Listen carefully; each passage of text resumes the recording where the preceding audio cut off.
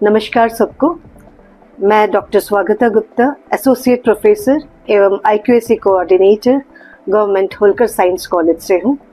आज मैं आपको NAAC एक्रेडिटेशन और उसके ऑब्जेक्टिव्स के बारे में बताना चाहूँगी। आपके समक्ष आज जितने भी मॉड्यूल्स प्रेषित किए जाएंगे उनके लर्निंग आउटकम्स इस प्रकार हैं।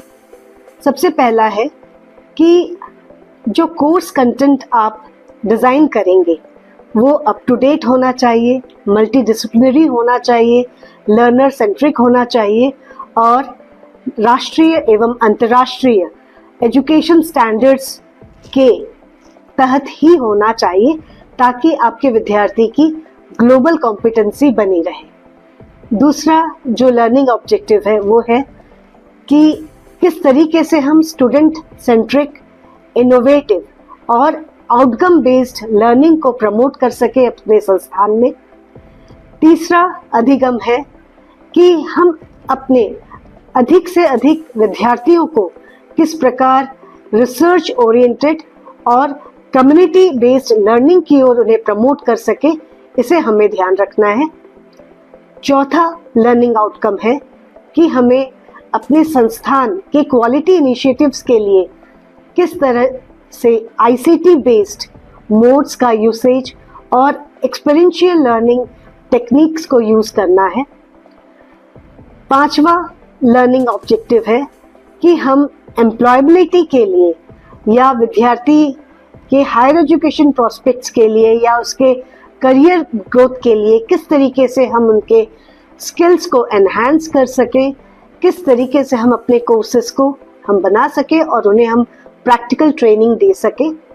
छठवां लर्निंग आउटकम इन मॉड्यूल्स का है कि हम किस तरीके से विद्यार्थी में वैल्यूज इनकलकेट कर सके, उनमें एक सेल्फ डिसिप्लिन, रिस्पॉन्सिबिलिटी और लीडरशिप की भावना कैसे हम उनमें डेवलप कर सके।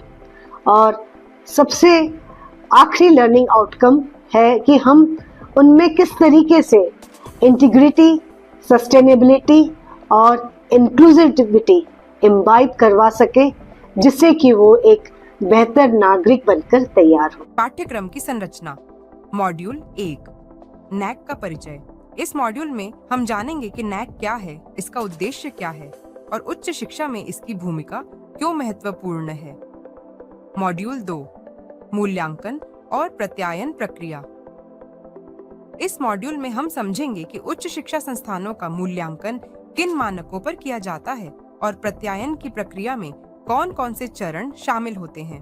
Module 3, revised accreditation framework RAF। इस मॉड्यूल में हम जानेंगे कि NAAC द्वारा अपनाया गया नया फ्रेमवर्क क्या है, किस तरह से मैट्रिक्स और वेटेज निर्धारित किए गए हैं और किस आधार पर संस्थानों की ग्रेडिंग की जाती है। मॉड्यूल 4, गुणवत्ता आश्वासन और IQAC की भूमिका।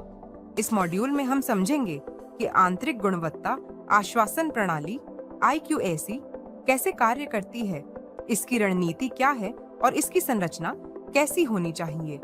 Module 5, proposed new process of accreditation. अंत में हम जानेंगे कि भविष्य में प्रत्यायन की प्रक्रिया में क्या बदलाव प्रस्तावित है, ONOD जैसे प्रयासों का क्या उद्देश्य है और इंस्टीट्यूशन ऑफ नेशनल एक्सीलेंस की नई अवधारणा क्या है। तो चलिए शुरू करते हैं पहला मॉड्यूल।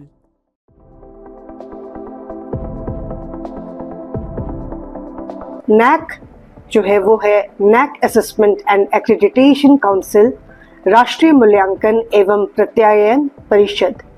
यह विश्वविद्यालय अनुदान आयोग का एक स्वायत्त संस्थान है जो कि अपने 3 पिलर्स पे बना हुआ है। वो है एक्सीलेंस, क्रेडिबिलिटी एवं रिलेवेंस।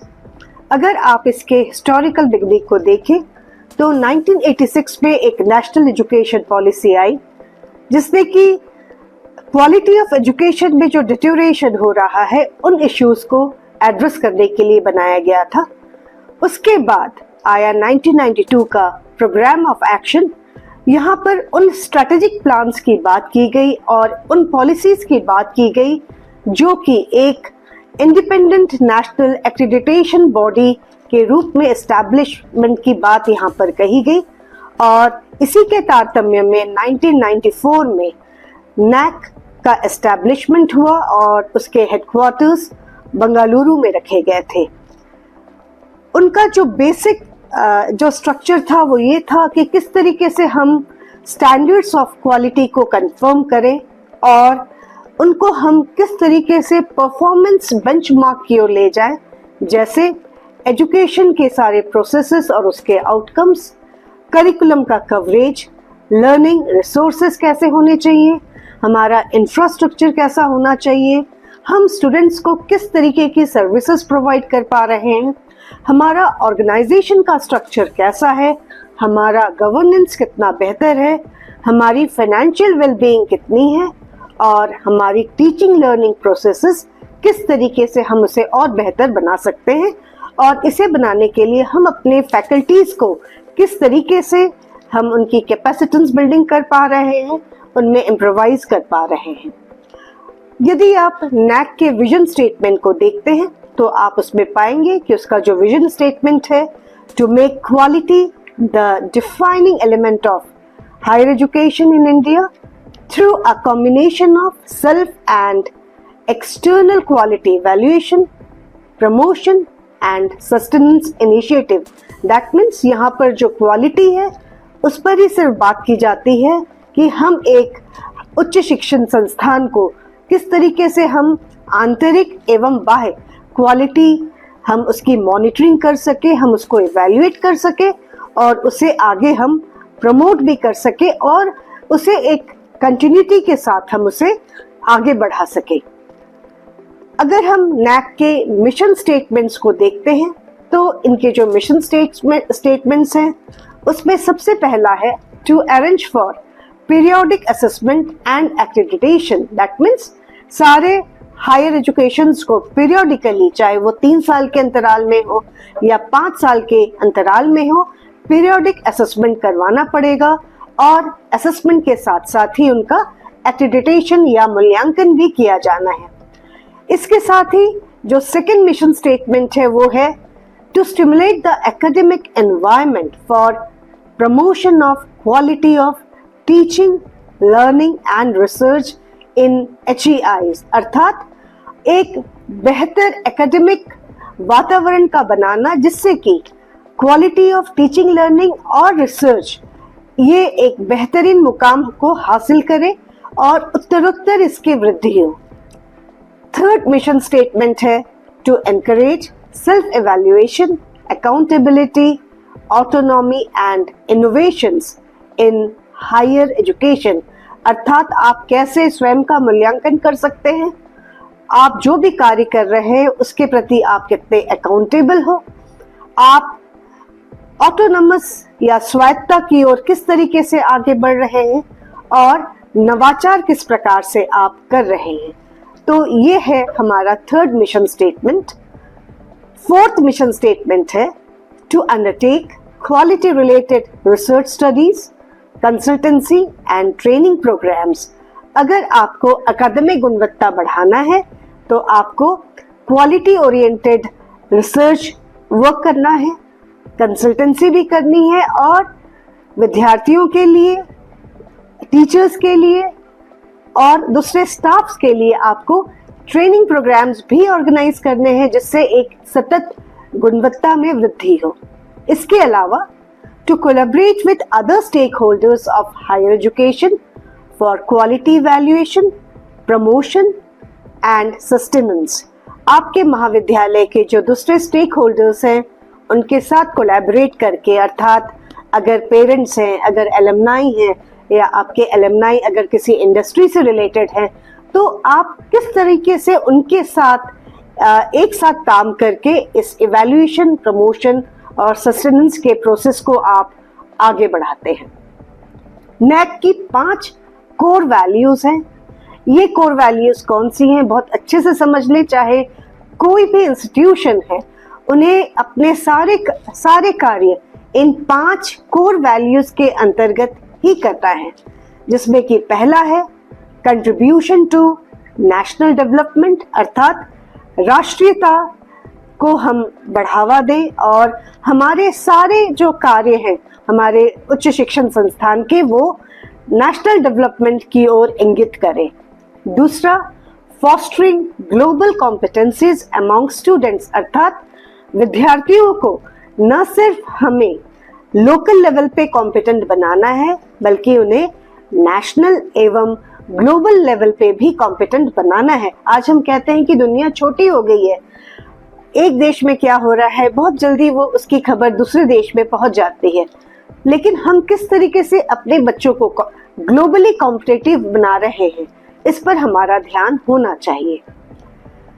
तीसरा कोर वैल्यू है inculcating a value system among students, अर्थात स्टूडेंट्स में एक वैल्यू सिस्टम इम्बाइब करना, जो हमारे भारतीय होने की जो खास बात है कि हम सहिष्णु रहे, हम बड़ों का आदर करें, हम मूल्यों को समझें, हम हमेशा ईमानदारी और सतत हम गुणवत्ता की ओर आगे बढ़ते रहें, ये सारी क्वालिटीज स्टूडेंट में इम्बाइब होनी चाहिए। चौथा जो कोर वैल्यू है वो है promoting the use of technology. आज के समय पे अगर आपको टेक्नोलॉजी का यूसेज नहीं आए तो आप एक तरीके से अशिक्षित ही रह जाएंगे। तो विद्यार्थी एवं टीचर्स सभी को इस टेक्नोलॉजी को प्रमोट करना, उसे अब आत्मसात करना, इसकी सबसे बड़ी आवश्यकता है। और आप जितना बेहतर करेंगे, आपकी रैंकिंग, आपके संस्थान की रैंकिंग उतनी ही बेहतर होगी। पांचवा और अंतिम कोर वैल्यू है वो है क्वेस्ट फॉर एक्सेलेंस, अर्थात हमेशा बेहतरी की ओर जाना, एक्सेलेंस की ओर लालायित रहना। जो हमने आज किया हमें आगे चलकर उससे और बेहतर करना है। नैक की जो फंक्शनिंग बॉडीज हैं, अब हम उन पर थोड़ी सी अपनी नजर डालते हैं। पहला है जनरल काउंसिल, जिसे जीसी भी कहते हैं। जीसी के जो प्रेसिडेंट होते हैं वो होते हैं यूजीसी चेयरमैन, और जो मेंबर सेक्रेटरी होते हैं वो होते हैं डायरेक्टर नैक। ऐसे ही एक दूसरी इम्पोर्टेंट स्टैट्यूटरी बॉडी इनकी होती है, वो होती है एग्जीक्यूटिव काउंसिल। एग्जीक्यूटिव काउंसिल के जो चेयरमैन होते हैं वो नॉमिनेटेड बाय प्रेसिडेंट जीसी होते हैं, और मेंबर सेक्रेटरी इसमें डायरेक्टर नैक होते हैं। तो इस प्रकार जो नैक के डायरेक्टर होते हैं वो उनके एकेडमिक एवं एडमिनिस्ट्रेटिव हेड भी होते हैं। इसके अलावा कुछ और स्टैट्यूटरी बॉडीज हैं। इस मॉड्यूल में हमने सीखा कि नैक एक स्वायत्त संस्था है जो उच्च शिक्षा की गुणवत्ता सुनिश्चित करने का कार्य करती है। हमने इसके विजन, मिशन और मूलभूत मूल्यों को समझा। अब जानते हैं मूल्यांकन और प्रत्यायन की असल प्रक्रिया क्या होती है।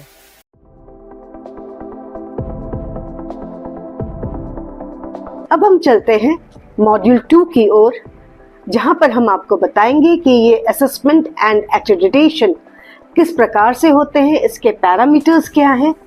तो हम ये पाते हैं कि ये इसके दो प्रकार के पैरामीटर्स होते हैं। एक होता है क्वांटिटेटिव पैरामीटर और दूसरा होता है क्वालिटेटिव पैरामीटर। जो क्वांटिटेटिव पैरामीटर होता है वो बताता है कि किस तरीके से हम इंक्रीज एंड एक्सेस की ओर जाए, अर्थात अधिक से अधिक उच्च शिक्षण संस्थाएं वो अपने क्वांटिटेटिव मैपिंग कर सके, अर्थात जैसे विद्यार्थियों की संख्या से उसकी मैपिंग हो कि हम कितने अधिक विद्यार्थियों को हम अपने साधनों का उचित लाभ हम पहुंचा पा रहे हैं। दूसरा होता है क्वालिटेटिव पैरामीटर, गुणवत्ता परक पैरामीटर। ये हमें ये बताता है कि हम रिलेवेंस एंड एक्सेलेंस अपने एकेडमिक प्रोग्राम्स की हम किस प्रकार दे रहे हैं, अर्थात हमारे पाठ्यक्रमों की गुणवत्ता कैसी है, हम विद्यार्थियों को करिकुलम के अलावा उनका नॉलेज बेस बेहतर बनाने के लिए हम उन्हें और क्या क्या दे पा रहे हैं। अब हम आते हैं कि अगर हम एक्रेडिटेशन करवाते हैं तो हमारे उच्च शिक्षण संस्थाओं को इससे क्या लाभ मिल सकता है। सबसे पहला, the institution will be able to know its strengths, weaknesses and opportunities. इस रिव्यू प्रोसेस के द्वारा कोई भी उच्च शिक्षण संस्थान अपनी कमजोरियां, अपनी शक्तियों और अपनी अपॉर्चुनिटीज को ट्रेस कर सकता है और उस पर वो वर्क कर सकता है। इसके अलावा जो दूसरा बेनिफिट है एक्रेडिटेशन का वो ये है कि हम अपने इंटरनल लेवल पर हम प्लानिंग कर सकते हैं कि हमें अपने रिसोर्सेज का यूज, रिसोर्सेज का एलोकेशन किस प्रकार करना है ताकि हमें बेहतर परिणाम मिल सके। Collegiality of the campus is the third benefit, अर्थात इन सब मेथड से आप देखेंगे कि आपके कैंपस में एक वाइब्रेंसी है, एक बच्चों को ये आपका कैंपस आकर्षित करेगा कि वे और भी बेहतर गुणवत्ता वाले कार्यक्रमों में भाग लें। Funding agencies look for objective data for performance funding. UGC से अगर आपको फंड लेना है या डीएसटी से फंड लेना है तो उस समय आपके उच्च शिक्षण संस्था की ग्रेडिंग के बहुत बड़े मायने रहते हैं। अगर आप A++ ग्रेडेड इंस्टीट्यूशन है तो स्वाभाविक है कि आपको बड़ी आसानी से ये फंडिंग्स प्राप्त हो सकते हैं। Institutions to initiate innovative and modern methods of pedagogy. Pedagogy अर्थात पाठ्यक्रमों को आप अपने विद्यार्थियों तक किस प्रकार से पहुंचा रहे हैं। तो इस तरीके की पेडागोजी, नई नवीन इनोवेटिव पेडागोजी डेवलप करने के लिए आप खुद अग्रसर होंगे, क्योंकि आप में खुद एक क्वालिटी इनिशिएटिव तैयार होगा। New sense of direction and identity of institutions. Institutions को अगर एक बहुत अच्छी एक्रेडिटेशन ग्रेड मिलती है, प्राप्त होती है, तो नेचुरली ये उनके सेल्फ कॉन्फिडेंस या मॉरल को बूस्ट अप करता है, एक दिशा देता है कि हाँ, अब हम A ग्रेड पे हैं तो अब हमें A+ या A++ ग्रेड की ओर अग्रसर होना होगा। इसके अलावा सोसाइटी हमारे ऊपर रिलाई करती है कि हाँ, ये संस्थान बहुत अच्छा संस्थान है, तो हम अपने विद्यार्थियों को हम यहाँ पढ़ाने भेजेंगे या हम अपने बच्चों को इस संस्थान में उनकी एडमिशन करवाएंगे। एम्प्लॉयर्स जो होते हैं वो भी रिलायबल इंफॉर्मेशन के खोज में रहते हैं कि ये संस्थान कैसा है, तो हम यहाँ प्लेसमेंट के लिए जाएं या हम यहाँ के विद्यार्थियों को अपने यहाँ इंटर्नशिप दें या उन्हें जॉब अपॉर्चुनिटी दें।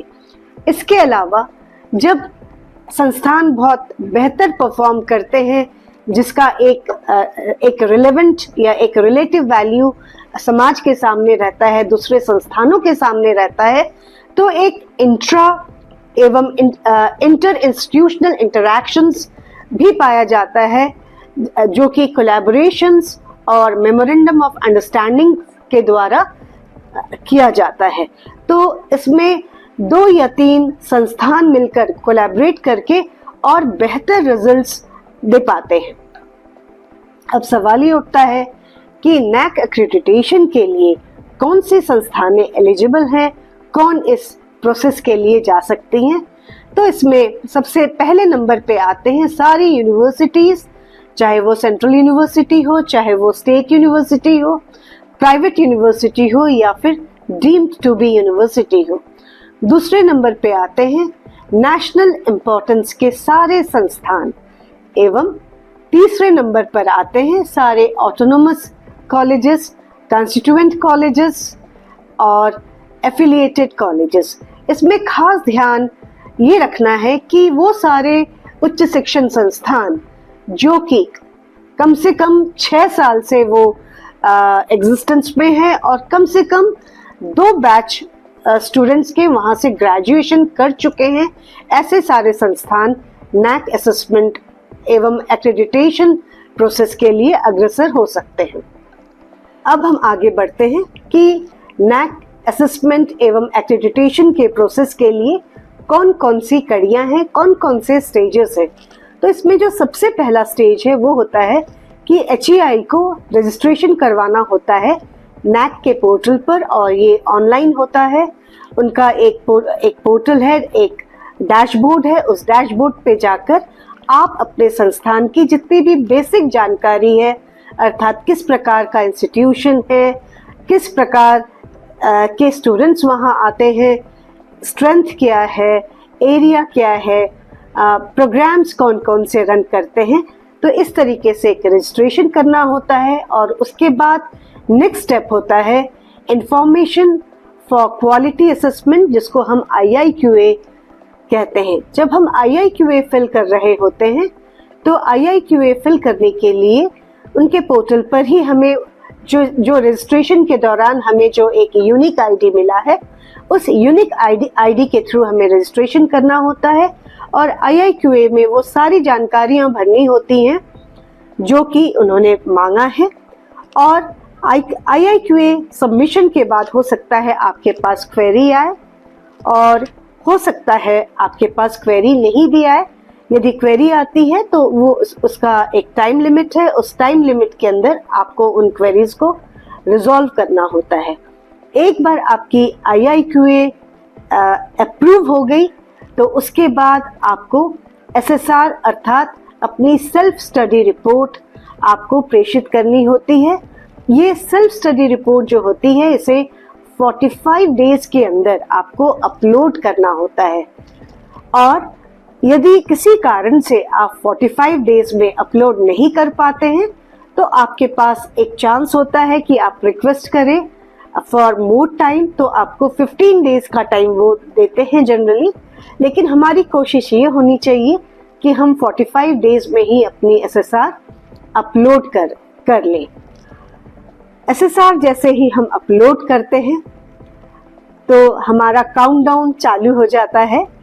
पैरेलली दो चीजें होती हैं, एक होता है ट्रिपल एस होता है स्टूडेंट सेटिस्फैक्शन सर्वे, जिसमें आप अपने इंस्टीट्यूशन के सारे स्टूडेंट्स का डाटाबेस अपलोड करते हैं और वे 21 क्वेश्चंस का एक क्वेश्चनेयर फॉर्म 10% बच्चों को रिलीज करते हैं, जिसका बच्चों को आंसर देना होता है, जो बेसिकली आपका इंस्टीट्यूशन कैसा है, आपके टीचर्स कैसे हैं, आपके यहाँ टीचिंग कैसी है, लर्निंग कैसी है, उस पर फोकस्ड होता है। साथ ही आपने जो डाटा अपलोड किया है SSR में उसका वैलिडेशन होता है और वो होता है एक third party validation. Third party validation जैसे ही होता है तो आपके पास क्वेरीज आती हैं। उन क्वेरीज को आपको in the given timeline, generally 7 days का टाइमलाइन होता है, उसमें रिजॉल्व करना होता है। अगर वो आपके आंसर से सहमत हैं तो वो उसको अपग्रेड करते हैं और यदि वे आपके उत्तर से असहमत हैं तो वो जो उस डाटा में जो फाइनल आउटपुट पाते हैं उस आउटपुट को वो आपके वैलिडेशन पोर्टल पर वो डालते हैं। साथ ही जो रिसर्च से रिलेटेड जितनी भी डाटा आप अपलोड करते हैं वो सब इन्फ्लिबनेट के द्वारा मैप की जाती है और वो भी कुछ क्वेरीज रेज करते हैं जिसका उत्तर आपको एक टाइम फ्रेम के अंदर देना होता है।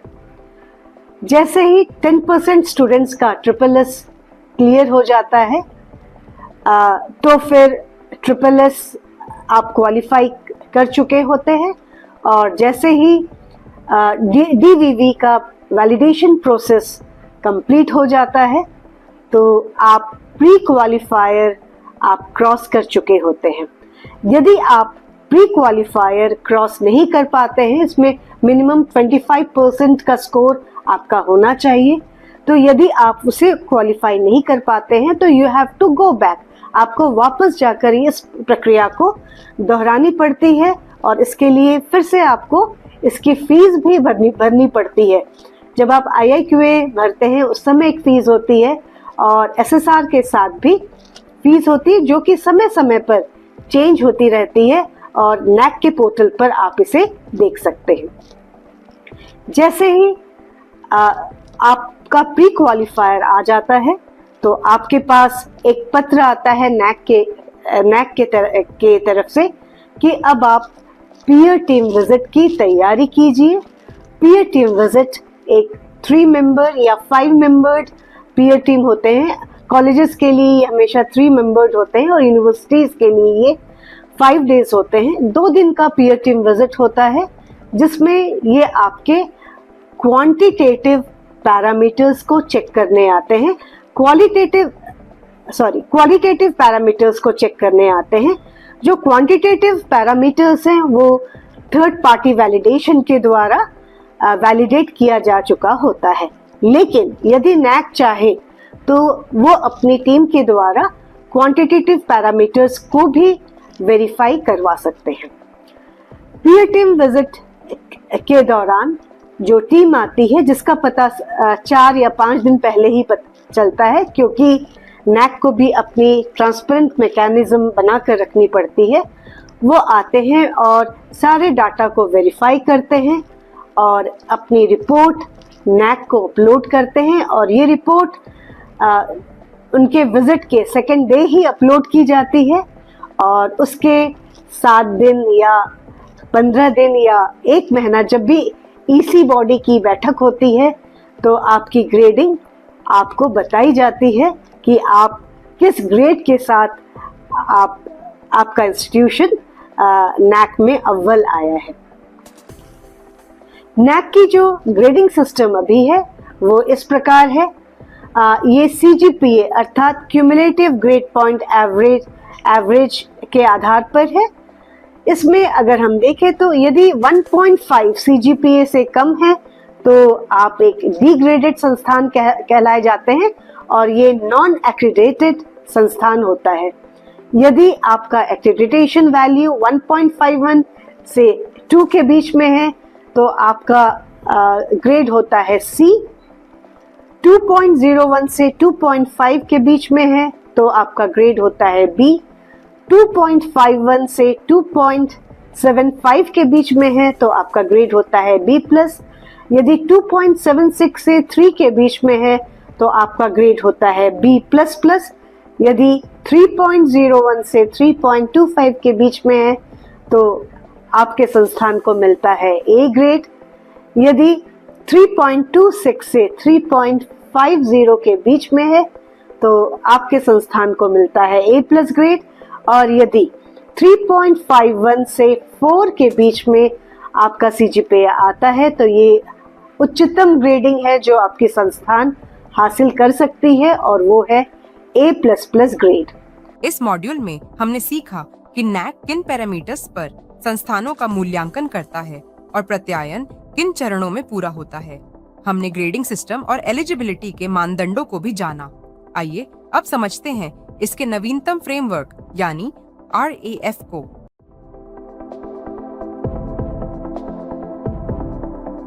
अब हम चलते हैं कि क्राइटेरियाज और वेटेजेस क्या हैं जिसके आधार पर नैक असेसमेंट करती है आपके संस्थान का।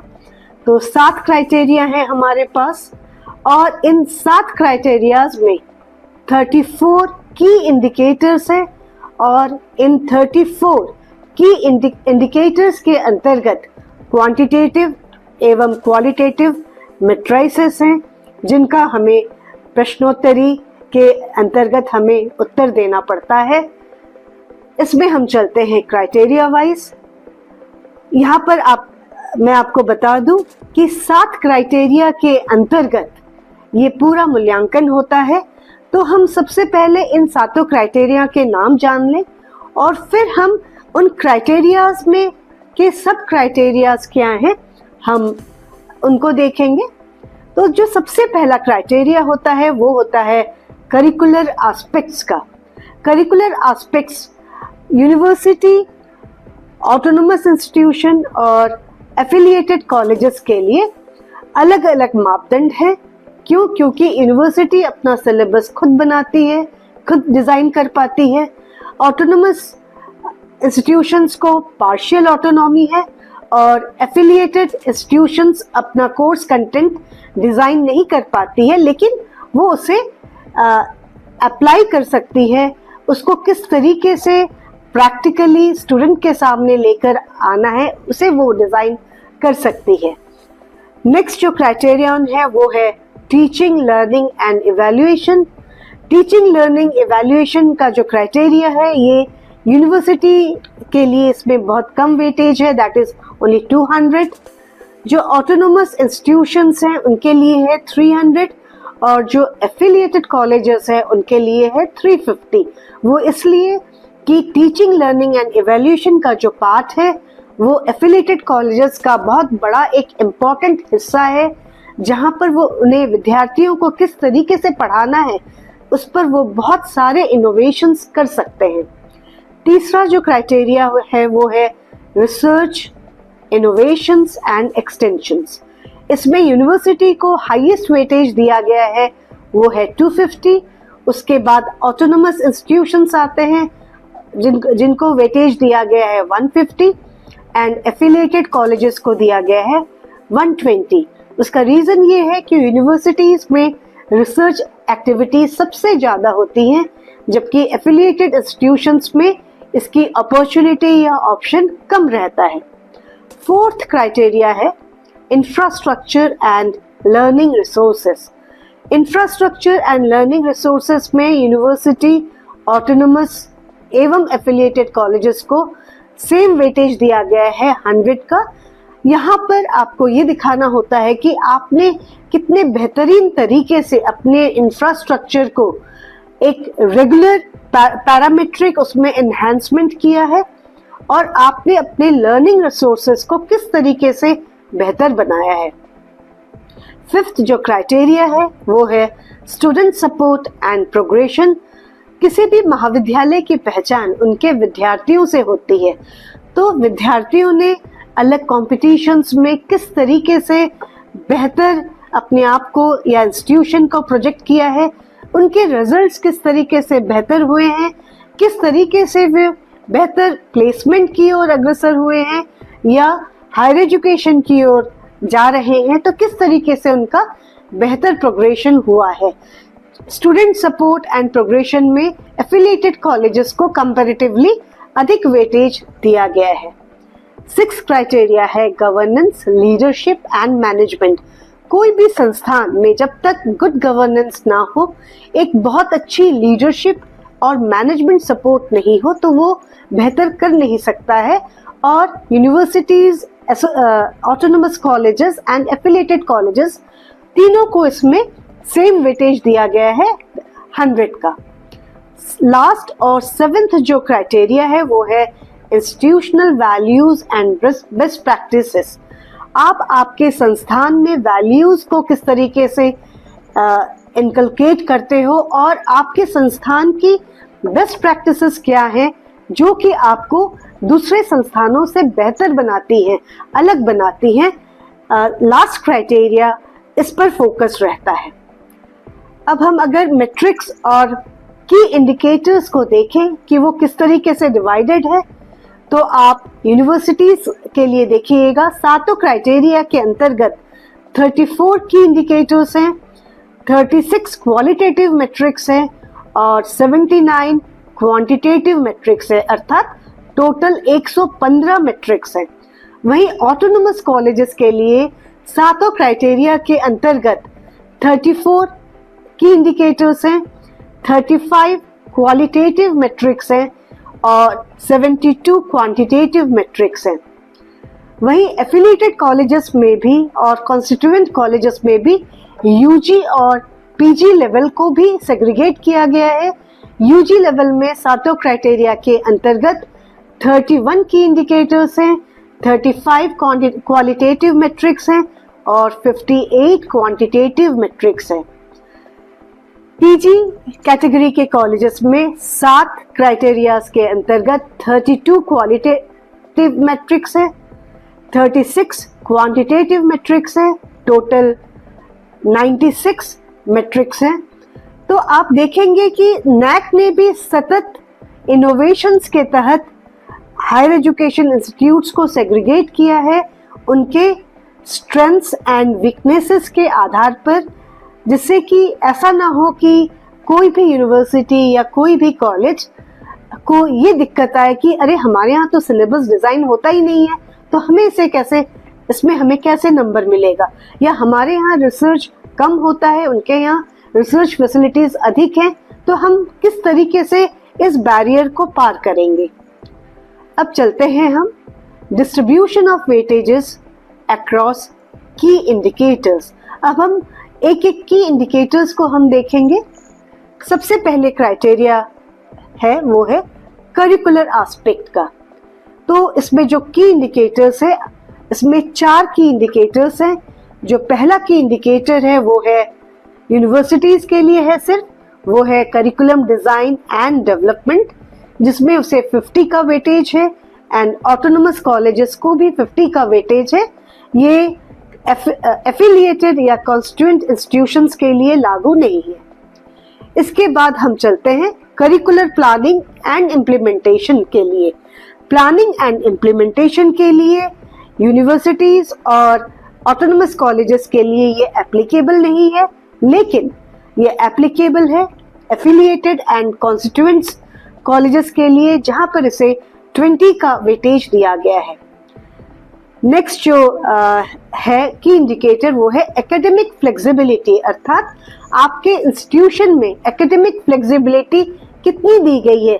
क्या मेन करिकुलम के साथ साथ क्या हम कोई सहयोगी करिकुलम भी चलाते हैं, जैसे वैल्यू एडेड कोर्सेज है ना, या एडिशनल सर्टिफिकेट कोर्सेज जो आपके विद्यार्थियों के स्किल्स को बेहतरीन बना सके। क्या बच्चे के पास चॉइस है कि हमें आज जब हम NEP की ओर अग्रसर होते हैं, हम देखते हैं बच्चे के पास बहुत सारी चॉइसेस है, जी के नाम पर, वोकेशनल कोर्सेज के नाम पर, मेजर कोर्सेज के नाम पर, माइनर कोर्सेज के नाम पर।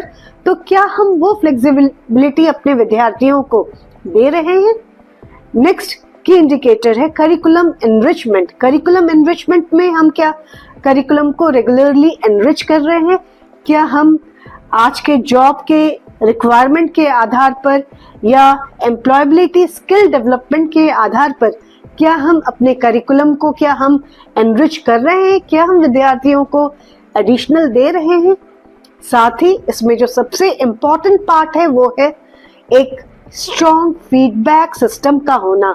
क्या हम अपने स्टूडेंट्स, क्या हम अपने टीचर्स, क्या हम अपने एलमनस, क्या हम अपने पेरेंट्स, क्या हम अपने एम्प्लॉयर से फीडबैक ले रहे हैं कि हमारा करिकुलम किस तरीके का होना चाहिए? अब हम चलते हैं सेकंड क्राइटेरिया की ओर, टीचिंग, लर्निंग एंड इवैल्यूएशन। ये बहुत महत्वपूर्ण हो जाता है, विशेषकर जो एफिलिएटेड कॉलेजेस हैं उनके लिए। तो इस क्राइटेरिया पर सबसे ज़्यादा फोकस उनको करना चाहिए। यहाँ पर आप देखेंगे 7 की इंडिकेटर्स हैं। इन 7 की इंडिकेटर्स में सबसे पहला है स्टूडेंट एनरोलमेंट एंड प्रोफाइल, अर्थात कितने विद्यार्थी आपके यहाँ एनरोल होते हैं और किस तरीके के विद्यार्थी एनरोल होते हैं, उनका बैकग्राउंड क्या है, ये बहुत मायने रखता है। दूसरा है कैटरिंग टू स्टूडेंट डाइवर्सिटी, अर्थात क्या आपके महाविद्यालय में आपके स्टेट से बाहर, आपके देश से बाहर इस तरीके के विद्यार्थी आते हैं। साथ ही क्या अलग अलग कैटेगरीज के विद्यार्थी जैसे SC, ST, OBC, EWS, क्या इन कैटेगरीज के विद्यार्थियों का प्रॉपर रिप्रेजेंटेशन मिलता है। तीसरा जो कि इंडिकेटर है वो है टीचिंग लर्निंग प्रोसेस।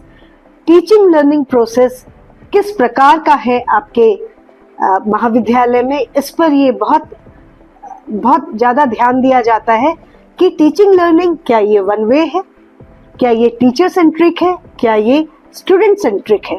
अगर हम नेशनल एजुकेशन पॉलिसी के तहत चलें तो जो टीचिंग मैकेनिज्म है वो स्टूडेंट सेंट्रिक होना चाहिए। आपकी जो लीडरशिप है वो एज गाइड होनी चाहिए, स्पून फीडर की जैसे नहीं होनी चाहिए।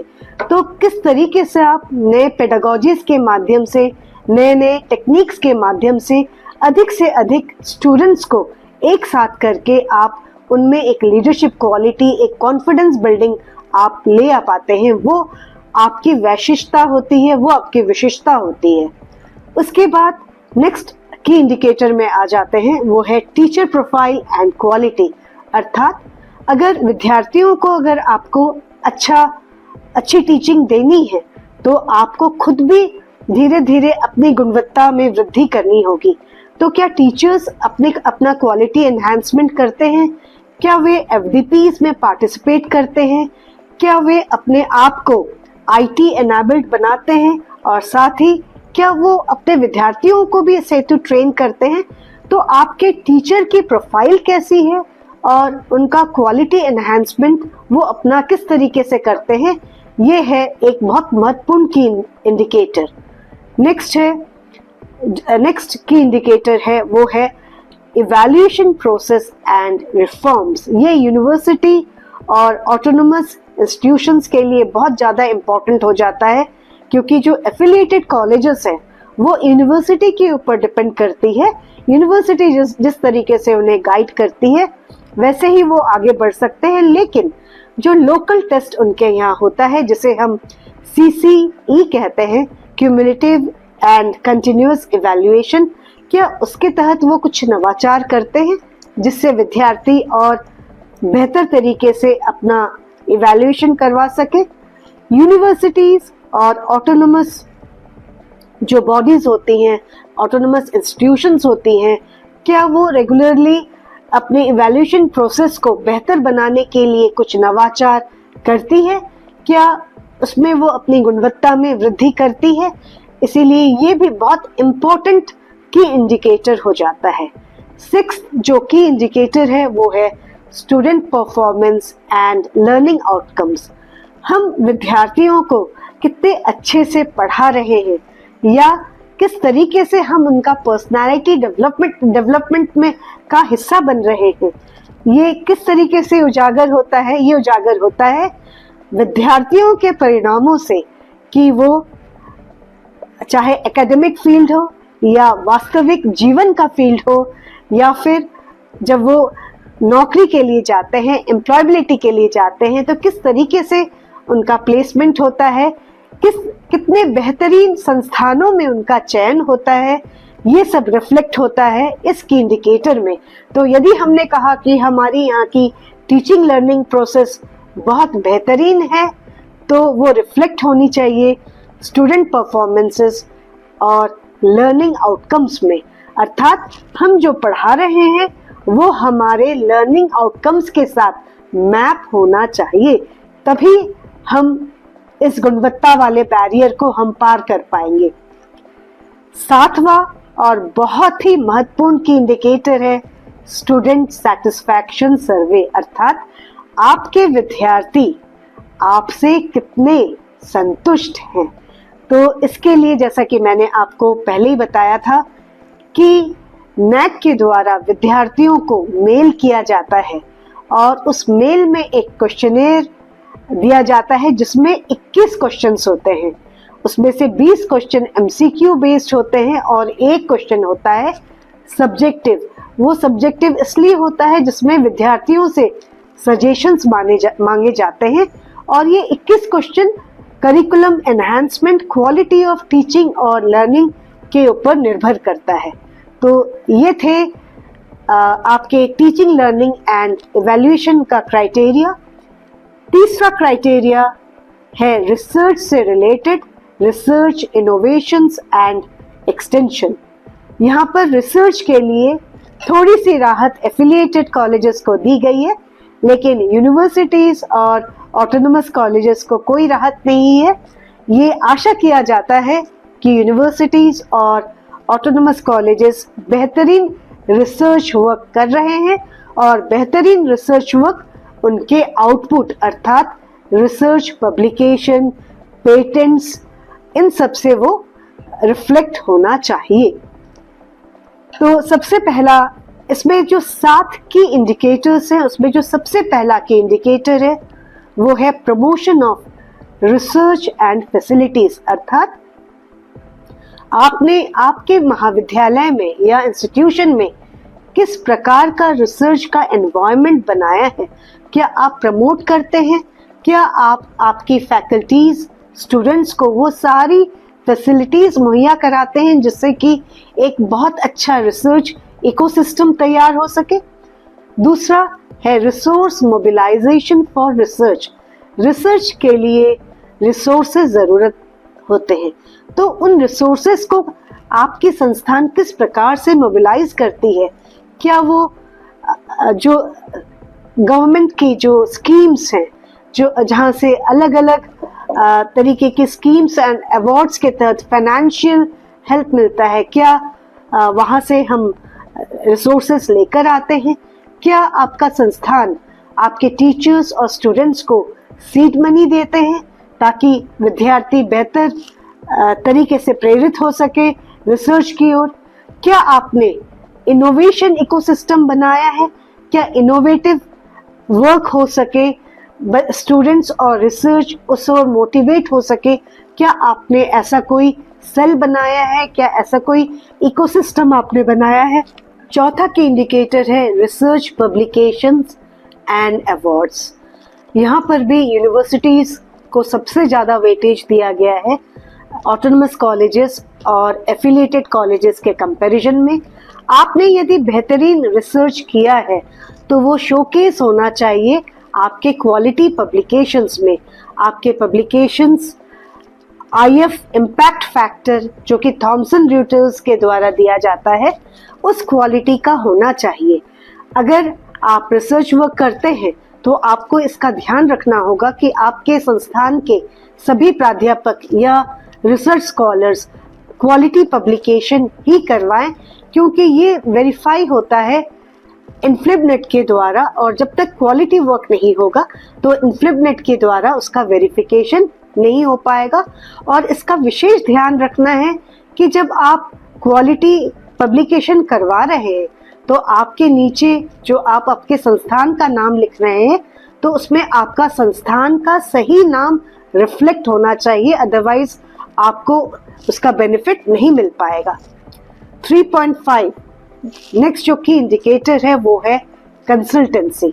कंसल्टेंसी में भी यूनिवर्सिटीज और ऑटोनोमस कॉलेजेस को इसका वेटेज दिया गया है।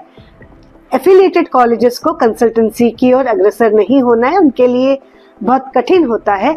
तो consultancy is again a very important aspect, जिसमें नेशनल इंपॉर्टेंस के इंस्टीट्यूशंस तो बहुत अच्छा कर जाते हैं, लेकिन दूसरे स्टेट यूनिवर्सिटीज और स्टेट कॉलेजेस को इस ओर थोड़ा सा अपना ध्यान देना होगा कि वे बेहतर कंसल्टेंसी ला पाए। जो 6th की इंडिकेटर है वो है एक्सटेंशन सर्विसेज, अर्थात आपका महाविद्यालय या आपका संस्थान समाज को क्या दे रहा है। एक्सटेंशन मतलब आप समाज के हित में आपके महाविद्यालय के बाहर या संस्थान के बाहर आप किस तरीके से सोसाइटी को एड ऑन दे पा रहे हैं, उन्हें हेल्प दे पा रहे हैं। ये अलग अलग गतिविधियां जैसे NSS की गतिविधियां हो गई, NCC की गतिविधियां हो गई या विभागीय गतिविधियां हो गई, लेकिन इसका एक इम्पैक्ट होना चाहिए समाज के प्रति। यदि आपने एक गांव गोद लिया है, एक ग्राम गोद लिया है, तो उस ग्राम को बेहतर बनाने के लिए, उनकी फैसिलिटीज को बेहतर बनाने के लिए आपने क्या क्या इनिशिएटिव्स लिए हैं, यहाँ पर एक्सटेंशन एक्टिविटीज के तहत ये देखा जाता है। और इसमें सबसे ज्यादा वेटेज एफिलिएटेड कॉलेजेस को दिया गया है। नेक्स्ट है कोलैबोरेशन। जैसा कि मैंने आपको पहले भी बताया है कि जब आप एक अच्छे ग्रेडेड संस्थान बनते हैं या एक अच्छे ग्रेड की ओर अग्रसर होना चाहते हैं तो दूसरे संस्थानों के साथ भी आपको हैंड होल्डिंग करनी पड़ती है, चाहे वो आपसे बेहतर संस्थान हो या आपकी तुलना में कमतर संस्थान हो। तो किस तरीके से आपने उनके साथ कोलैबोरेट कर उनके साथ मेमोरेंडम ऑफ अंडरस्टैंडिंग साइन कर किस तरीके से आपने कोलैबोरेटिव वर्क किया है। आपने क्या स्टूडेंट एक्सचेंज के प्रोग्राम्स किए हैं, क्या आपने और किसी भी प्रकार का एकेडमिक एक्सचेंज का प्रोग्राम किया है, आपको इसमें इसका डॉक्यूमेंटेशन सबमिट करना पड़ता है। तो ये है क्राइटेरिया 3, जिसमें यूनिवर्सिटीज के लिए रिसर्च ओरिएंटेड एक्टिविटीज पर ज़्यादा फोकस किया गया है और एफिलिएटेड कॉलेजेस के लिए एक्सटेंशन ओरिएंटेड वर्क के लिए ज़्यादा फोकस किया गया है। नेक्स्ट क्राइटेरिया वो है इंफ्रास्ट्रक्चर और लर्निंग रिसोर्सेस। इसमें 4 की इंडिकेटर्स हैं और इसमें पहला की इंडिकेटर है फिजिकल फैसिलिटीज। आपके संस्थान में बिल्डिंग, फर्नीचर, लैब्स, इक्विपमेंट्स, इन सब की व्यवस्था कैसी है, इसका आकलन होता है। सेकंड जो की इंडिकेटर है वो है library as a learning resource centre. किसी भी संस्थान की जो रीढ़ की हड्डी होती है वो उसकी लाइब्रेरी होती है। तो वो उस लाइब्रेरी में बुक्स क्या रेगुलर आते हैं, क्या वहाँ पर रिसर्च जर्नल्स आते हैं, क्या वहाँ पर विद्यार्थियों की बैठने की समुचित सुविधा है? क्या विद्यार्थी रेगुलर लाइब्रेरी आते हैं? क्या आपके लाइब्रेरी का संपूर्ण ऑटोमेशन हो चुका है? और अगर नहीं हुआ है तो हम कितने प्रतिशत ऑटोमेटेड हो गए हैं? इन सब का आकलन इसके इंडिकेटर के तहत किया जाता है। इसमें विशेष ध्यान रखा जाता है कि विद्यार्थियों का फुटफॉल लाइब्रेरी में कैसा है। बच्चे क्या रेगुलर यूज करते हैं? क्या आपके पास एक ई लाइब्रेरी है? एक ई लाइब्रेरी का होना भी उतना ही आवश्यक है। नेक्स्ट की इंडिकेटर है आईटी इंफ्रास्ट्रक्चर। आज के समय में आईटी इंफ्रास्ट्रक्चर का सुदृढ़ होना बहुत ज़रूरी है, चाहे एकेडमिक, चाहे एडमिनिस्ट्रेटिव, चाहे किसी और वर्क के लिए।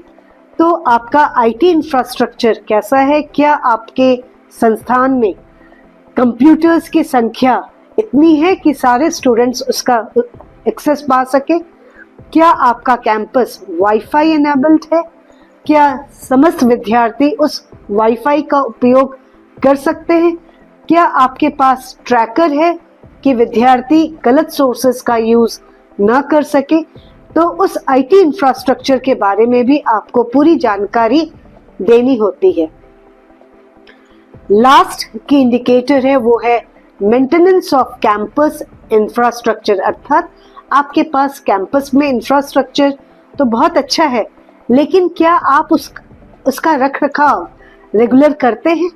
तो उस मेंटेनेंस के लिए भी आपको सारे डॉक्यूमेंट सबमिट करने होते हैं, जो ये दर्शाता है कि सिर्फ आपके पास इंफ्रास्ट्रक्चर है वो काफ़ी नहीं है, लेकिन आप उसमें रेगुलर अपग्रेडेशन भी करते रहते हैं जिससे कि वो खराब नहीं हो, क्योंकि ये एक नेशनल प्रॉपर्टी है। फिफ्थ क्राइटेरिया है स्टूडेंट सपोर्ट एंड प्रोग्रेशन। इसमें 4 की इंडिकेटर्स हैं। जो सबसे पहला की इंडिकेटर है वो है स्टूडेंट सपोर्ट, अर्थात आपकी संस्थान आपके विद्यार्थियों के हित में किस प्रकार सहयोग करता है। क्या वो सारी सुविधाएं मुहैया करवाता है जो एक विद्यार्थियों को मिलना चाहिए। एक अच्छा क्लासरूम, एक अच्छी बैठक व्यवस्था, एक अच्छी लाइब्रेरी, खेल कूद की सारी सुविधाएं, क्या आपका संस्थान उन सारी सुविधाओं को मुहैया करवाता है। दूसरा की इंडिकेटर है स्टूडेंट प्रोग्रेशन।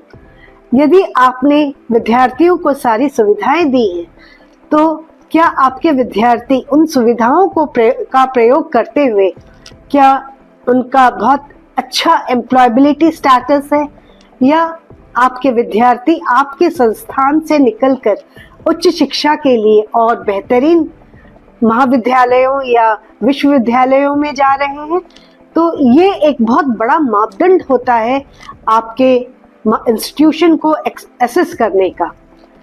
थर्ड की इंडिकेटर है कि आपके यहाँ की गतिविधियों में आपके विद्यार्थी किस प्रकार से पार्टिसिपेट करते हैं, और साथ ही क्या वे राष्ट्रीय स्तर पर, अंतर्राष्ट्रीय स्तर पर, क्या वो आपके महाविद्यालय का नाम एवं स्वयं का नाम रोशन करते हैं।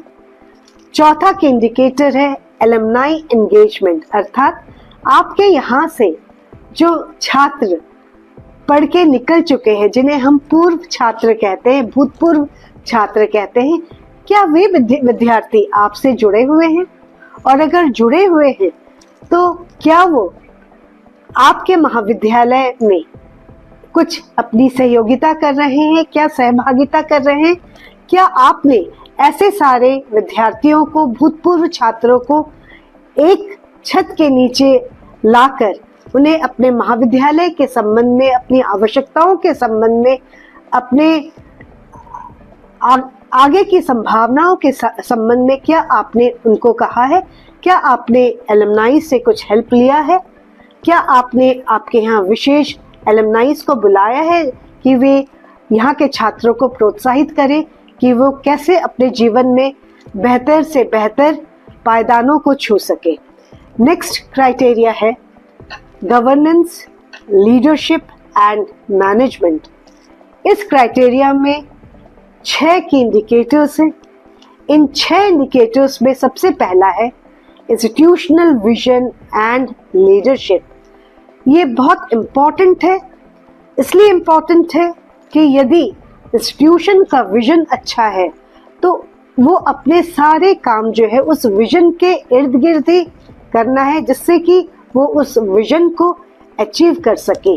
और उस लॉन्ग टर्म विजन को अचीव करने के लिए उसका एक मिशन भी होना चाहिए, जो शॉर्ट टर्म भी हो सकता है, लॉन्ग टर्म भी हो सकता है। तो ये दर्शाता है कि आपने एक प्लानिंग के साथ अपने इंस्टीट्यूशन के बारे में, उसके अपग्रेडेशन के बारे में आपने सोचा है, और इस विजन को जनरेट करने के लिए और उसे अचीव करने के लिए आपकी लीडरशिप क्वालिटी, अर्थात आपके संस्थान प्रमुख की क्वालिटी यहाँ पर दिखती है, झलकती है कि आपकी स्ट्रॉन्ग लीडरशिप कितनी है, आप कितने स्ट्रॉन्ग लीडर हैं। दूसरा जो की इंडिकेटर है वो है स्ट्रैटेजी डेवलपमेंट एंड डिप्लॉयमेंट, अर्थात क्या आपने आपके इंस्टीट्यूशन के लिए शॉर्ट टर्म एवं लॉन्ग टर्म प्लानिंग की है, आपने एक स्ट्रैटेजिक डेवलपमेंट प्लान बनाया है और उस प्लान के तहत आपने कितना अचीव किया है।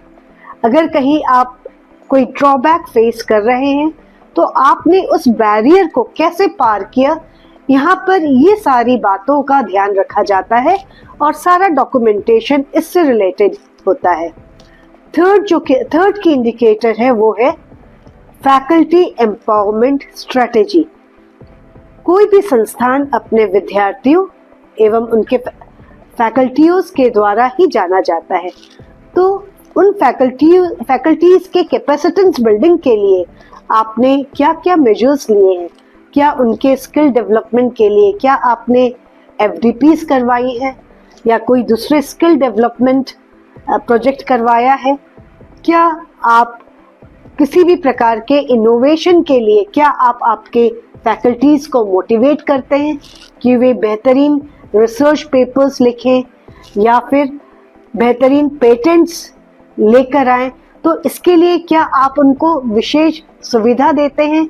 अगर वो रिसर्च करना चाहते हैं तो क्या आप उनको बेहतरीन लैब्स देते हैं, SS2 गुड इक्विपमेंट्स देते हैं।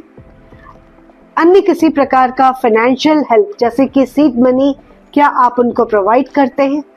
नेक्स्ट है financial management and resource mobilisation.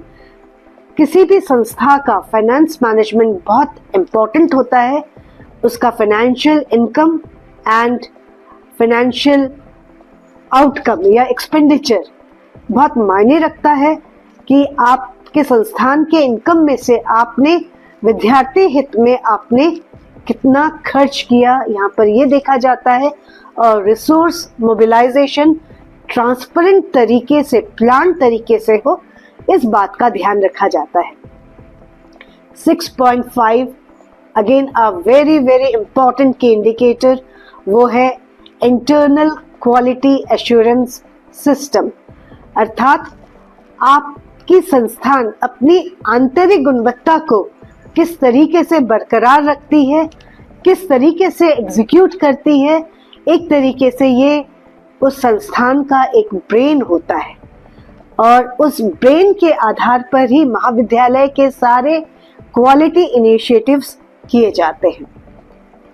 7th criteria, जो अंतिम क्राइटेरिया है वो है institutional values and best practices, अर्थात आपका महाविद्यालय अपने वैल्यूज को किस तरीके से एनहांस करता है और विद्यार्थियों में कैसे उन वैल्यूज को इनकलकेट करता है, और साथ ही वो बेस्ट प्रैक्टिसेस क्या हैं जो आपके इंस्टीट्यूशन को दूसरों से बेहतर एवं पृथक बनाता है।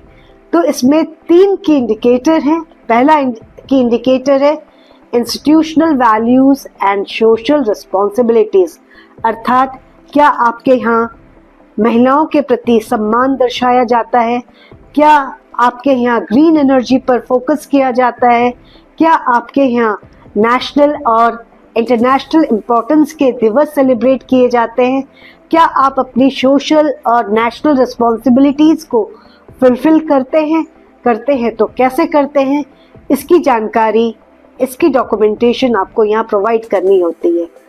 7.2 बेस्ट प्रैक्टिसेस, यहाँ पर आपको आपके संस्थान के 2 बेस्ट प्रैक्टिसेस के बारे में एक्सप्लेन करना होता है, जो कि आपको एक बेहतर संस्थान के रूप में आपका परिचय बताता है। 7.3 दैट इज थर्ड की इंडिकेटर, ये बताता है कि व्हाट इज इंस्टीट्यूशनल डिस्टिंक्टिवनेस, आपका महाविद्यालय दूसरों से अलग कैसा है, क्या कोई ऐसी विशेषता है जो आपके महाविद्यालय के प्रति या आपके संस्थान के प्रति बाहर के विद्यार्थियों को आकर्षित करती है कि नहीं, हमें तो इस संस्थान में ही पढ़ने जाना है। इस मॉड्यूल में हमने सीखा कि अधिनियम की नियमावली किस प्रकार संपरीक्षा प्रक्रिया को दिशा देती है और व्यवहारिक क्रियान्वयन को सुनिश्चित करती है। हमने ये भी जाना कि नियमावली किन बिंदुओं पर आधारित होती है और अधिकारियों की भूमिका इसमें कैसी निर्धारित होती है। चलिए बढ़ते हैं कोर्स के निष्कर्ष की ओर।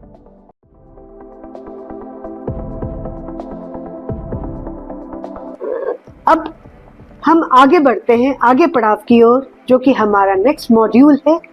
कि हमने इतनी क्वालिटी के बारे में कहा, लेकिन how to initiate and maintain the quality standards, आप इन क्वालिटी स्टैंडर्ड्स को कैसे आप इनकी शुरुआत करते हैं और कैसे आप इन्हें मेंटेन करते हैं, इन्हें सस्टेन करते हैं। तो ये होता है through internal quality assurance system, जिसे हम कहते हैं ब्रेन ऑफ अ इंस्टीट्यूशन। आपके संस्थान का IQAC अर्थात इंटरनल क्वालिटी एश्योरेंस सेल या IQAS internal quality assurance system जितना बेहतर कार्य करेगा, आपका संस्थान NAAC असेसमेंट और एक्रेडिटेशन में उतना ही बेहतर परफॉर्मेंस देगा। पहले आप एक्रेडिटेशन के लिए जाते हैं अर्थात प्रथम साइकिल में जाते हैं तो उस समय IQAS होता है ना, लेकिन जब आप द्वितीय साइकिल में प्रवेश करते हैं तो आपके यहाँ एक सेल का गठन होना जरूरी होता है और उस सेल के अधिकृत ही आपके संस्थान की सारी गतिविधियां संचालित होना चाहिए। बेसिकली ये एक थिंक टैंक होता है। तो इंटरनल क्वालिटी एश्योरेंस सिस्टम या सेल का कार्य क्या है?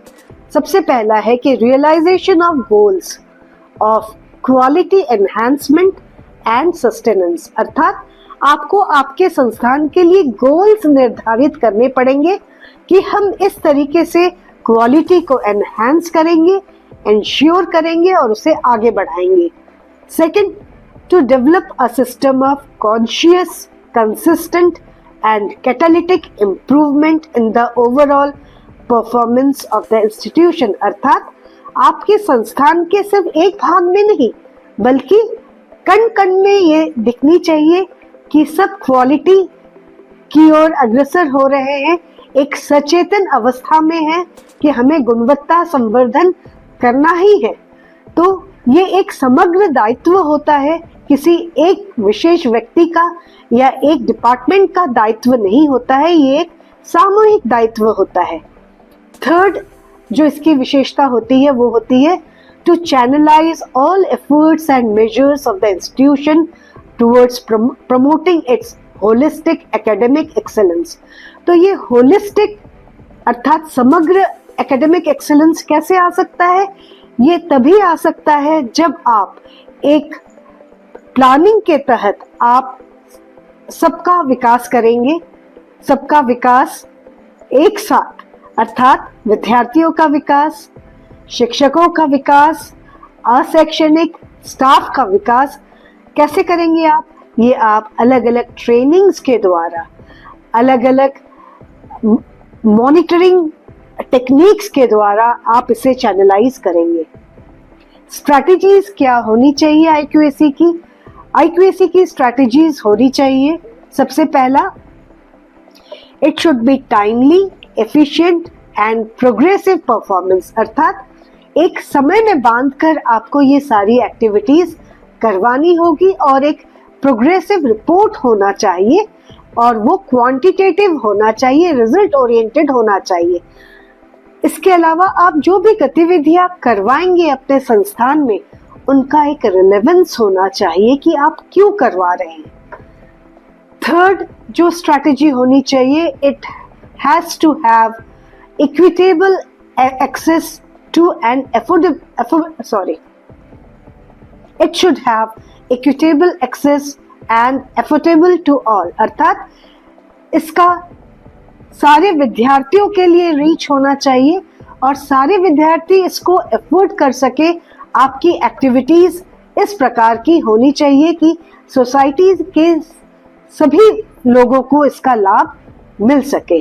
Optimisation and integration of modern methods, नवीन तकनीकों की मदद से आपको आपकी गतिविधियों को ऑप्टिमाइज करना है और उन्हें इंटीग्रेट करना है, आपको आईटी का इंटीग्रेशन करना है। नेक्स्ट जो सबसे इम्पोर्टेंट स्ट्रैटेजी होनी चाहिए आईक्यूएसी की, कि जो भी इवैल्यूएशन प्रोसीजर है उसकी एक क्रेडिबिलिटी होनी चाहिए, अकाउंटेबिलिटी होनी चाहिए। सेकेंडली, आप जो भी सपोर्ट सर्विसेज एंड स्ट्रक्चर की बात कर रहे हैं तो उसकी एडिक्वेसी होनी चाहिए, अर्थात वो सफिशिएंट होना चाहिए, उसका मेंटेनेंस होना चाहिए रेगुलर एंड फंक्शनिंग होनी चाहिए। जैसे यदि आपके यहाँ अगर 500 कंप्यूटर्स हैं तो वो 500 कंप्यूटर्स रेगुलर यूज में होने चाहिए। अगर आपके यहाँ 1000 बच्चे हैं तो आपको इस तरीके से टाइम टेबल सेट करना है कि 100 बच्चे उसे 1000 बच्चे उसे यूज कर सके, चाहे वो 2 बैच में या 100 विद्यार्थियों के हिसाब से 10 बैच में। इसके अलावा आपको रिसर्च का जो भी आउटकम है उसकी शेयरिंग और दूसरे संस्थानों से उसकी नेटवर्किंग, क्योंकि रिसर्च फैसिलिटीज ऐसी होती है कि छोटे संस्थानों में होती नहीं है लेकिन बड़े संस्थानों में होती है, या फिर आजकल आईस्टेम के द्वारा नेटवर्किंग होती है। तो उस नेटवर्किंग के तहत आपको रिसर्च एक्टिविटीज को कैटलाइज करना होता है जिससे आपके संस्थान की फैकल्टीज और स्टूडेंट्स बेहतर रिसर्च वर्क कर सके। आईक्यूएसी के फंक्शंस को यदि हम देखें तो उसके फंक्शंस में जो सबसे पहला फंक्शन होता है setting of quality benchmarks and parameters, उसको अपना बेंचमार्क खुद तय करना होता है कि इस साल हम इतने विद्यार्थियों को हम ये ट्रेनिंग देंगे, हम इतने फैकल्टीज को आईटी एनेबल्ड हम एफडीपी करवाएंगे। इस तरीके से एक पैरामीटर बेंचमार्क सेट करना होता है। दूसरा, एक लर्नर सेंट्रिक एनवायरनमेंट क्रिएट करना होता है जिसके लिए आवश्यकता पड़ने पर नॉलेज एंड टेक्नोलॉजी दोनों को इम्बाइब करना या करवाना टीचर्स के द्वारा जरूरी होता है। जो भी एक्टिविटी करवाते हैं रेगुलर उसका फीडबैक रिस्पॉन्स होना ही चाहिए, चाहे वो करिकुलम हो, चाहे एक्स्ट्रा करिकुलर वर्क हो, चाहे को करिकुलर वर्क हो। इंफॉर्मेशन का डिसेमिनेशन सभी स्टेक होल्डर्स के पास जाना चाहिए। That means there should be accountability as well as transparency. इसके अलावा inter and intra institutional workshops, seminars, FDPs, skill development programs, executive development programs, ये सब ऑर्गेनाइज करना आईक्यूएसी की रिस्पॉन्सिबिलिटी होती है। साथ ही आपके इंस्टीट्यूशन में जितने भी काम कर रहे हैं उसका डॉक्यूमेंटेशन करने की रिस्पॉन्सिबिलिटी भी आईक्यूएसी की होती है। इसके अलावा अन्य सारे क्वालिटी रिलेटिव इनिशिएटिव्स को कोऑर्डिनेट करना भी आपकी रिस्पॉन्सिबिलिटी होती है। एक MIS के थ्रू इंस्टीट्यूशनल डाटाबेस को डेवलप करना और मेंटेन करना भी आईक्यूएसी की रिस्पॉन्सिबिलिटी होती है। एक क्वालिटी कल्चर इम्बाइब करना, उस संस्थान में डेवलप करना, मेंटेन करना और उसे सस्टेन करना, ये आईक्यूएसी का सबसे मुख्य दायित्व होता है। इसके अलावा एनुअल क्वालिटी एश्योरेंस रिपोर्ट ये बनाना भी सबसे महत्वपूर्ण उत्तरदायित्व होता है आईक्यूएसी सेल का। आईक्यूएसी का जो कंपोजिशन होता है आपके संस्थान में, वो उसका एक चेयरपर्सन होता है। Chairperson is the head of the institution. कुछ सीनियर एडमिनिस्ट्रेटिव ऑफिसर्स होते हैं, उस कमिटी के मेंबर, 3 to 8 टीचर्स अलग अलग कैटेगरीज से, अगर मैनेजमेंट है तो मैनेजमेंट से 1 या 2 member, local society, alumni, students के 1-2 नॉमिनीज होते हैं। इसके अलावा एम्प्लॉयर्स, इंडस्ट्री या स्टेक होल्डर्स में से 1 या 2 नॉमिनी होते हैं, एवं जो one of the senior teachers as coordinator IQAC होते हैं। जनरली यूनिवर्सिटी में उन्हें डायरेक्टर कहा जाता है और कॉलेज लेवल पे उन्हें कोऑर्डिनेटर कहा जाता है। ये मैं आपको एक रफ आइडिया में दे दूं कि जो रैफ होता है, रैफ इज रिवाइज्ड एक्रेडिटेशन फ्रेमवर्क, जो कि 2017 से चालू हुआ था। इस 2017 से ये स्टेटस है 2025 तक का। इसमें अब तक टोटल 8,226 इंस्टीट्यूशंस एक्रेडिटेशन के लिए जा चुके हैं, जिसमें 491 यूनिवर्सिटीज थी और 8,717 कॉलेजेस थे। इसमें अगर हम देखते हैं तो A+ ग्रेडेड इंस्टीट्यूशन सिर्फ 3.5% है, जबकि A+ ग्रेडेड इंस्टीट्यूशंस 9.2% है, A ग्रेडेड इंस्टीट्यूशंस 15.4% है, B++ ग्रेडेड इंस्टीट्यूशंस 16.8% है, B+ ग्रेडेड इंस्टीट्यूशंस 17.9% है, B ग्रेडेड इंस्टीट्यूशंस 27% है, C ग्रेडेड इंस्टीट्यूशंस 9.6% है and D graded institutions only 0.7% है। अर्थात success rate is very good, लेकिन A++ के लिए अचीव करने के लिए हमें बहुत अच्छी तैयारी करनी होती है, बहुत कड़क तैयारी करनी होती है। इस मॉड्यूल में हमने जाना कि IQAC संस्थान के भीतर गुणवत्ता की सतत निगरानी और सुधार की प्रक्रिया को संचालित करता है। हमने इसकी रणनीतियां, कार्य और संरचना को समझा। चलिए अब नजर डालते हैं कि भविष्य में प्रत्यायन की प्रक्रिया कैसे बदलेगी।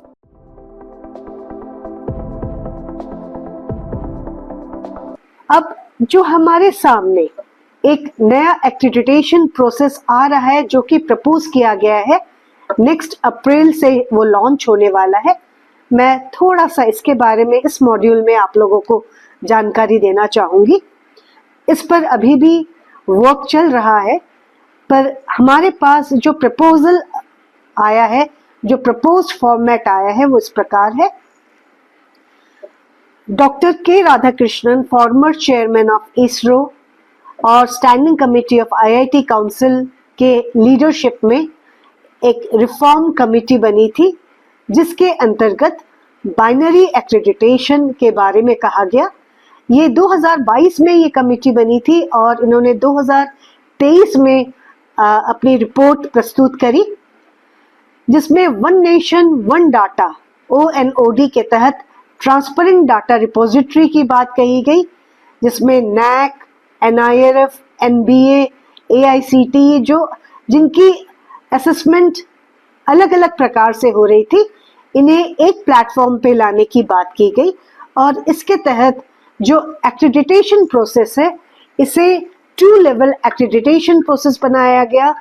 पहला लेवल है बाइनरी एक्रेडिटेशन और दूसरा लेवल है maturity based graded level accreditation, that is MBGL। Binary accreditation ये NEP 2020 के आधार पर इसे एनविजन किया गया, जिसमें 2 ही स्टेटस रखे गए, ग्रेडिंग हटा दिया गया, एक्रेडिटेड एंड नॉन एक्रेडिटेड। और इस कमिटी ने जो प्रपोज किया है, उसे इसने 3 लेवल पे डिवाइड किया है। पहले संस्थान वो होंगे जो कि एक्रेडिटेड होंगे, दूसरे होंगे अवेटेड एक्रेडिटेशन, दैट मीन्स जो कि थ्रेशोल्ड पर है, अर्थात अगर उन्हें थोड़ा सा सपोर्ट किया जाए तो वो एक्रेडिटेड में आ जाएंगे। और तीसरा जो कैटेगराइज किया गया, वो किया गया नॉन एक्रेडिटेड, अर्थात उनके स्टैंडर्ड्स जो हैं वो है फार below accreditation, that means they require more hand holding, उन्हें और मदद की आवश्यकता होगी। सेकेंड जो एक्रेडिटेशन का जो फॉर्मेट था वो है maturity based graded levels, MBGL। इसमें अगेन ग्रेडिंग सिस्टम हटा के 5 लेवल्स बनाए गए। पहले जो 4 लेवल हैं वो है institutions of national level of excellence, level 1, level 2, level 3, level 4, और जो 5वां है वो है global excellence for multi disciplinary research and education. तो ये 5 लेवल्स है। अगर बाइनरी के एक्रेडिटेशन के लिए आप जाते हैं तो आप वहीं पर रुक सकते हैं चाहे तो, या फिर अगर आप बाइनरी मेथड के द्वारा एक्रेडिटेट हो जाते हैं तो आपके पास चॉइस होता है कि आप MBGL की ओर आप अग्रसर हों। अगर आप नहीं चाहते हैं तो आप इस ओर आप नहीं भी जा सकते हैं। ये जो क्राइटेरियाज इसके अंतर्गत जो एनविजन किया गया है वो ओरिएंटेशन एंड विजन के आधार पर HEIs को सेग्रीगेट किया गया है, जैसे multi disciplinary education and research intensive institutions, दूसरा रिसर्च इंटेंसिव, तीसरा टीचिंग इंटेंसिव, चौथा स्पेशलाइज्ड स्ट्रीम्स, पांचवा वोकेशनल एंड स्किल इंटेंसिव, छठवां community engagement and service based, last है रूरल एंड रिमोट लोकेशन। अर्थात पहले जैसे यूनिवर्सिटीज, एफिलिएटेड कॉलेजेस या ऑटोनोमस कॉलेजेस में डिवीजन किया गया था, अभी इस तरीके से कैटेगरीज बनाई गई हैं जो उनके ओरिएंटेशन एंड विजन के आधार पर होगा। जो दूसरा क्लासिफिकेशन किया गया है क्राइटेरिया का वो हेरिटेज और लीगेसी के आधार पर, अर्थात ओल्ड एंड एस्टैब्लिश्ड इंस्टीट्यूशंस, और दूसरा क्लासिफिकेशन किया गया न्यू एंड अपकमिंग इंस्टीट्यूशंस। इन सारे इंस्टीट्यूशंस के लिए 7 क्राइटेरिया हटाकर 10 बेंचमार्किंग पैरामीटर्स का प्रपोजल है।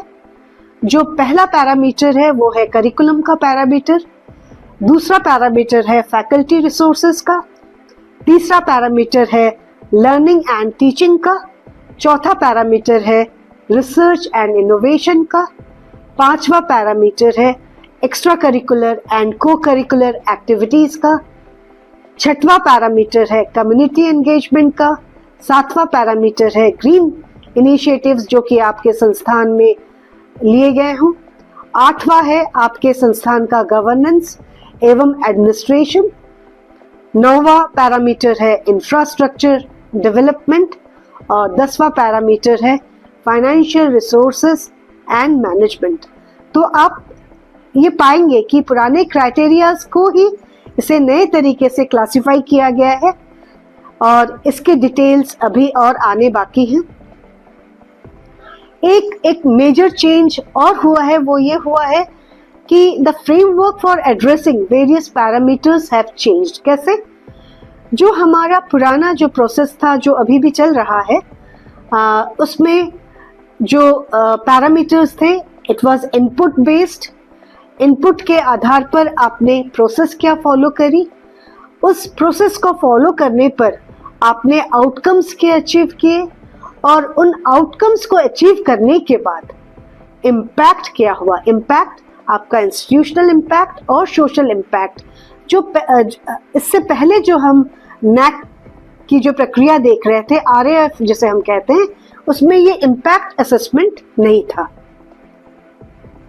So excellence is a continuous process and just not an accident, as APJ Abdul Kalam has said. So thank you all for your perseverance and patience hearing.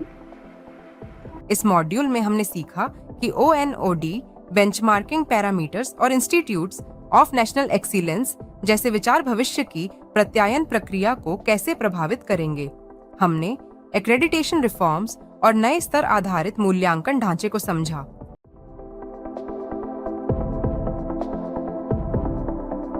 आप सबका बहुत बहुत धन्यवाद कि आपने इतने गहनता के साथ आपने इस पूरे मॉड्यूल्स को आप लोगों ने सुना। आप लोगों को नैक की सारी गतिविधियां एवं उसका जो प्रपोज्ड मॉडल है उसके बारे में आपको एक बेसिक इन्फॉर्मेशन आपको मिल चुका होगा। और इसके बाद एक क्वेश्चनेयर आप लोगों की ओर प्रेषित किया जाएगा। ये एमसीक्यू बेस्ड है और जैसे ही आप इसे पूरा करते हैं तो आपको इसका सर्टिफिकेशन भी आपको प्राप्त हो जाएगा। धन्यवाद एक बार।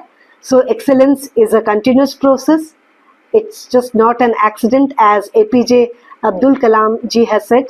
तो ये विश्वास है कि आप इन मॉड्यूल्स को बहुत ध्यान से समझेंगे और अपने संस्थान के गुणवत्ता संवर्धन के लिए इसका प्रयोग करेंगे। धन्यवाद। अब जब हमने इस प्रशिक्षण का अंतिम हिस्सा पूरा कर लिया है तो आइए एक नज़र डालते हैं कि हमने इस पूरी यात्रा में क्या क्या सीखा। नैक एक स्वायत्त निकाय है जो भारत में उच्च शिक्षा संस्थानों की गुणवत्ता के आकलन और प्रत्यायन का कार्य करता है।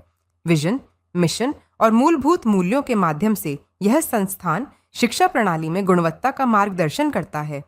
प्रत्यायन प्रक्रिया में कई चरण होते हैं: एलिजिबिलिटी, मूल्यांकन के मापदंड और अंत में grading. Revised accreditation framework RRF में क्राइटेरिया, की इंडिकेटर्स और वेटेज को अधिक पारदर्शी और मापनीय रूप में संरचित किया गया है। IQAC संस्थानों में आंतरिक गुणवत्ता को बनाए रखने, मॉनिटर करने और लगातार सुधार लाने की एक मजबूत प्रणाली है। Proposed new process of accreditation के अंतर्गत ONOD, मैच्योरिटी बेस्ड लेवल्स और बेंचमार्किंग पैरामीटर्स जैसी अवधारणाएं शामिल की गई हैं। अब बारी है आत्म मूल्यांकन की। चलिए बढ़ते हैं प्रश्नावली की ओर, जहां आप अपनी समझ की पुष्टि कर सकेंगे।